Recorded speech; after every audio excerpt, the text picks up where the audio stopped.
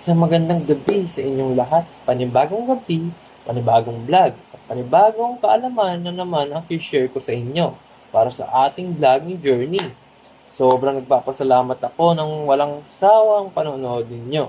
Kaya ngayong gabi, magturo akong mabilisang solusyon para sa nararanasan ng marami sa atin. Napapansin mo na ba ang nitong mga nakaraang araw, parang bumabagal at laging nagahang ang cellphone mo? Kaya naman, konting picture mo lang, biglang nagpapakita yung nakakainis na storage full notification. Huwag ka mag-alala dahil bago kang matulog ngayong gabi, pag-uusapan natin ang tatlong uri ng apps na dapat mong i-delete, delete na agad-agad. Okay? So, tara na, unahin natin. Una sa listahan, yung mga lumang laro o offline games na buwan mo nang hindi nilalaro. Madalas nating i-download ang mga to kung naboboard tayo.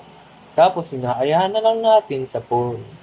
Ang hindi natin alam, kahit hindi mo sila pinubuksan, kumakain pa rin sila ng space para sa mga background updates. Kaya i-uninstall mo na yan.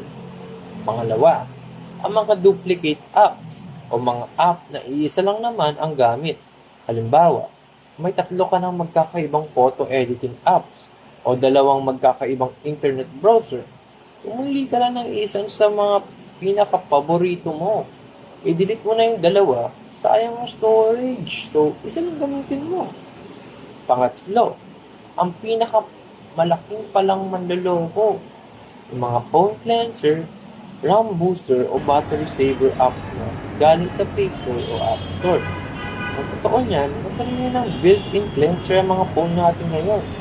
Mga app na to ay madalas nagpapatakbo lang ng mga patalastas o ads background. Kaya sila ang mga dahilan kung bakit bumabagal ang umiinit ang phone mo. O, di ba? Pagkatapos mong i-delete ang mga yan, yung mga app na nagpapabagal sa mga phone natin, siguraduhin gigising ka bukas na mas maluwag at mas mabilis na ang cellphone mo.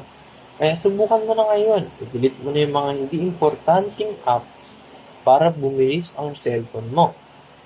Kung nakatulong ang videos na to sa iyo, i-comment mo naman sa ibaba kung ilang apps ang na-delete mo ngayong araw. Huwag mo rin kalimutan mag-like, subscribe para sa susunod nating mga vlog. Maraming salamat at magandang gabi sa inyo lahat. Bye-bye!